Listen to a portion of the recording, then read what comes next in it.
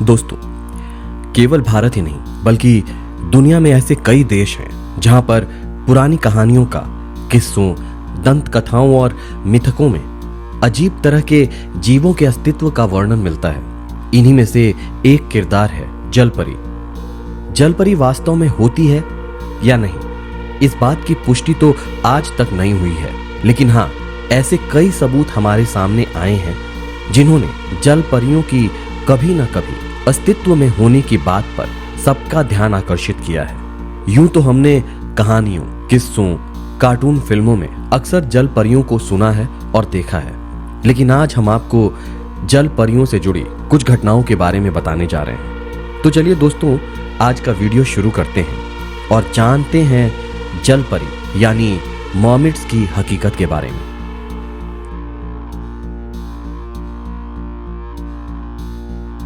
Greek लोक की कथाओं का मुख्य किरदार जलपरी, जिसे मर्मेड भी कहा जाता है, फ्रेंच के दो शब्दों से मिलकर बनता है, मर और मेड।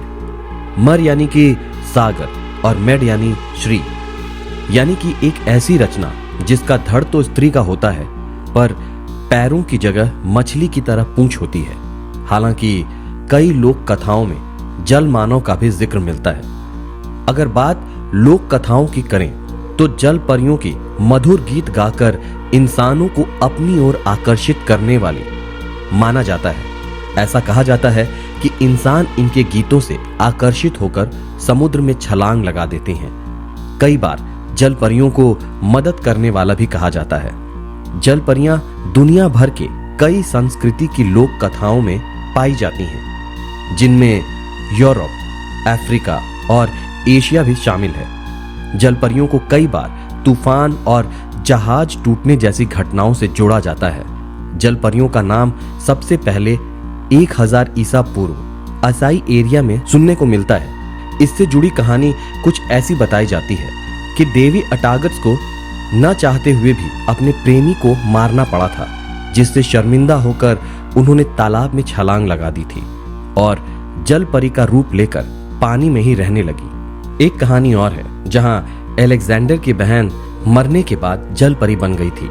भारतीय रामायण की कोमोडियन संस्करण माने तो ऐसा उल्लेख मिलता है कि जब हनुमान जी ने लंका के लिए सेतु बना रहे थे, तब स्वर्णमच यानी कि सोने की जल परी ने हनुमान जी के इस प्रयास को रोकने की तमाम कोशिशें की, पर वो विफल रही। कहा जाता है कि स्वर्णमच रावण की बहन थी। प्राचीन चीनी कहानियों में जल परियों का आंसुओं का मोतियों का बदलने का उल्लेख मिलता है। यही वजह थी कि मछुआरे हमेशा ही इन जल परियों की शिकार की तलाश में रहते थे, पर ये जल परियां अपनी मधुर आवाज के संगीत से उन्हें पानी में खींच लेती थी। भगवान विष्णु का मत्स्य अवतार के बारे में तो हम सभी ने सुना ही है, जिनका ऊपरी भाग मानव का और निचला हिस्सा मछली जैसा था। तो दोस्तों, ये तो हुई मान्यता की बातें। अब आइए जानते हैं इन घटनाओं के बारे में जो जल परियों के अस्तित्व को बयां करती हैं। जल परियों को लेकर वैज्ञानिकों की राय ली जाए तो उनका मानना है कि जब इंसान अपना विकास कर रहा था तो शायद उसने पानी में रहने के लिए अपने अंगों को भी विकसित कर लिया होगा, क्योंकि विकास के दौर में इंसान में कई बदलाव देखे गए। इसी तरह सन 1912 में एनिमल प्लैनेट नाम के एक चैनल पर दिखाई गई डॉक्यूमेंट्री के फुटेज ने एक बार फिर से सबके मन में जल परियों को लेकर कुछ सवाल खड़े किए थे।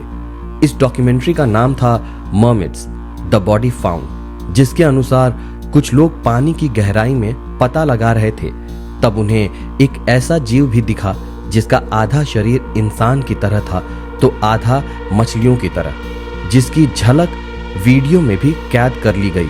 लेकिन बाद में पता चला कि ये वीडियो तो केवल एक काल्पनिक था, सच नहीं, क्योंकि अब तक जल परियों के पाए जाने की कोई पुष्टि नहीं हुई थी।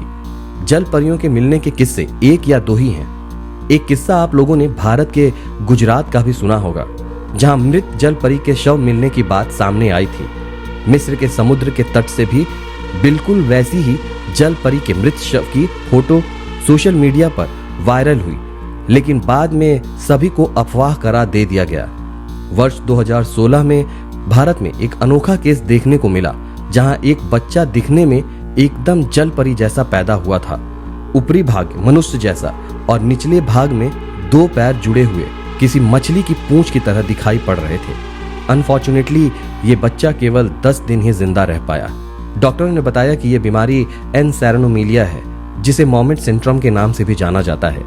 ये सारी घटनाएं इन जल परियों का होने और ना होने दोनों प्रकार की संभावनाएं जताती हैं। मगर फिलहाल सच तो ये है कि जल परियां होने की कोई पुष्टि नहीं हुई है। इस पर खोज लगातार जारी है, लेकिन अब तक जल परियों को लोक कथाओं के बाहर वास्तविक जीवन में नहीं लाया जा सका है।